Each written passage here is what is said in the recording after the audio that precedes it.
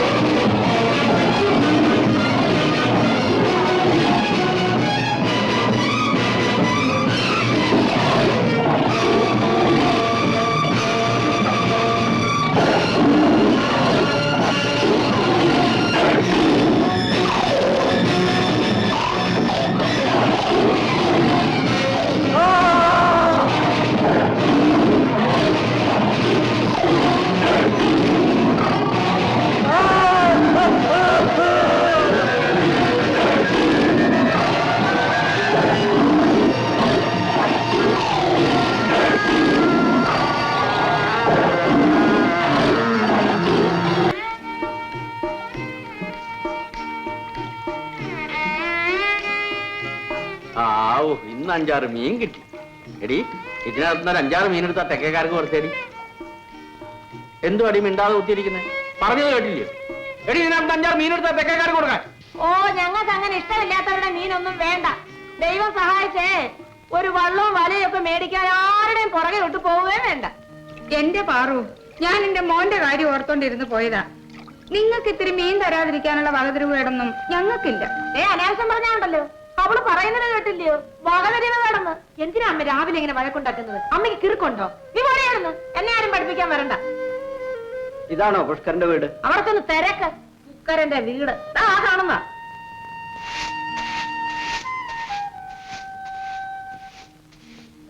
ഇത് തന്നെ. എന്തോ വേണം? ഞങ്ങൾ 100 വട്ടം പുഷ്കരനോട് പറഞ്ഞതാ കാട്ടിലോട്ട് കയറി ഈ പടവെടുപ്പ് വേണ്ട വേണ്ട എന്ന്. എന്റെ മോൻ എന്ത് പറ്റി?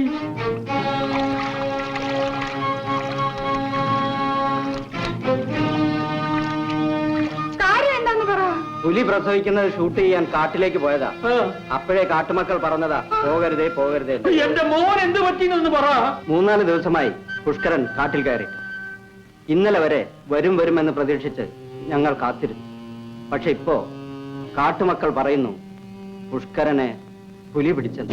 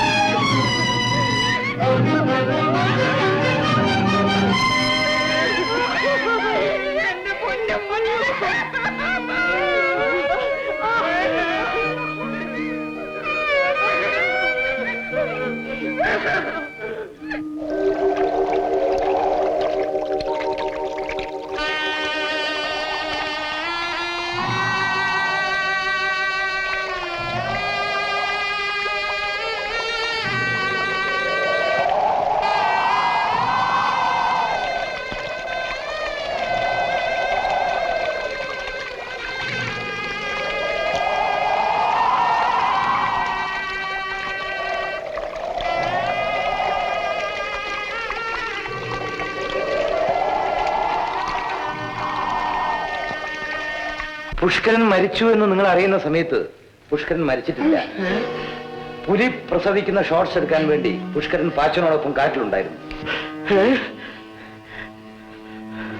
നീ അവനെ കണ്ടുമുട്ടുന്നത് എങ്ങനെയാണ്? കൂടെ പോയ പാച്ചനും മരിച്ചോ? അവനും മരിക്കാനാണ് സാധ്യത. കാരണം പുലിയുടെ പ്രസവം ഷൂട്ട് ചെയ്തുകൊണ്ടിരുന്ന പുഷ്കരന്റെ മരത്തിലേക്ക് മറ്റൊരു പുലി കയറി ചെല്ലുന്നതും പുഷ്കരന്റെ മേൽ ചാടി വീഴുന്നതും ഞാൻ കണ്ടതാണ്. അയ്യോ എന്റെ മോനെ.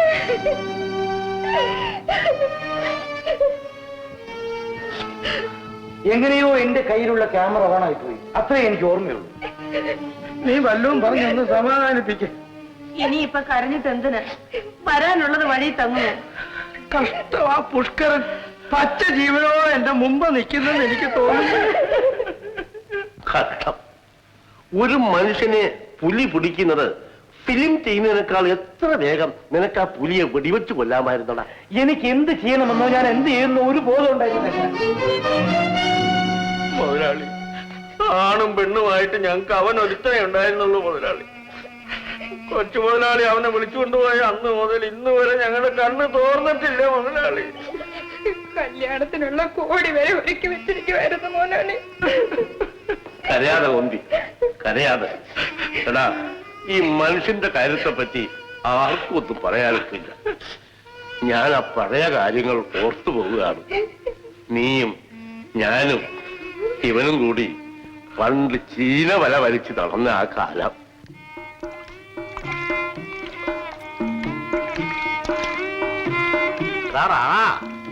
എന്റെ ആശ എന്റെ മകനെ പഠിപ്പിച്ചൊരു ഡാക്ടർ ആക്കണമെന്നാ. അവൻ എവിടെ? എന്തോ ഞാൻ എന്റെ മോളെ ഈ വയറുകളിൽ നിന്ന് പണിക്കൊന്നും അയക്കത്തില്ല. അവളെ പഠിപ്പിച്ചേ ഞാൻ വക്കീലാക്കി. അപ്പോഴേ നിങ്ങളുടെ മക്കള് വല്ല വക്കീലോ അപ്പാത്തിക്കരിയോ ആകുമ്പോ എന്റെ മോന് ഒരു കമ്പൗണ്ടർ വേലയോ ഒരു ഗോമർത്തന്റെ ജോലിയോ കൊടുക്കണേ. നോക്കാം, ആലോചിക്കാം. എടാ, ഒരു വലിക്ക് എനിക്കും താടാ.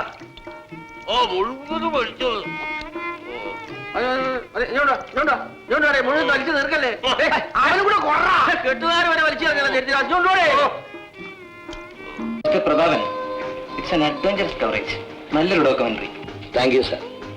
നിങ്ങളുടെ ഈ അഭിനന്ദനങ്ങൾ എന്നെ കോരിത്തരിപ്പിക്കുന്നുണ്ടെങ്കിലും എന്റെ മനസ്സ് ചുട്ടുകൊള്ളുകയാണ്. ഒരു മനുഷ്യ ജീവിതം എന്റെ കൺമുമ്പിൽ വെച്ച് പൊലിഞ്ഞു തീരുന്നത് കണ്ടുകൊണ്ട് സാരമില്ല മിസ്റ്റർ ചന്ദ്രൻ. കോടാനുകൂടി ജനങ്ങൾ ജനിക്കുന്നു, മരിക്കുന്നു. മിസ്റ്റർ ചന്ദ്രൻ, എഗ്രിമെന്റ് പ്രകാരമുള്ള ചെക്ക്.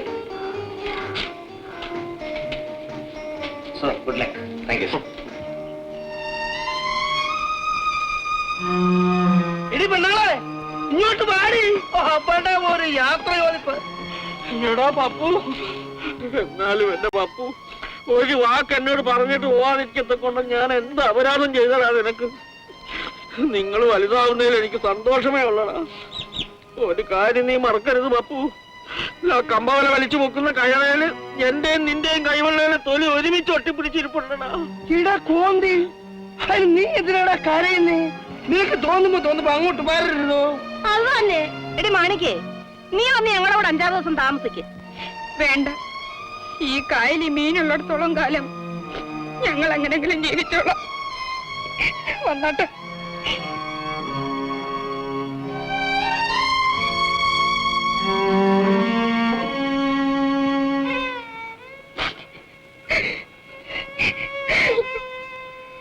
എന്റെ മോള് വല്ലപ്പോഴും ഒക്കെ ഇതിലെ വരണേ. എന്റെ മോൻ. അല്ലേ, അവള് വീണ്ടും പഴമ്പുഴാണോ പറഞ്ഞോണ്ട് അങ്ങ് നിക്ക. എന്നോട് പാടി. എടി ഒന്നിങ്ങോട്ട് വരാനെ.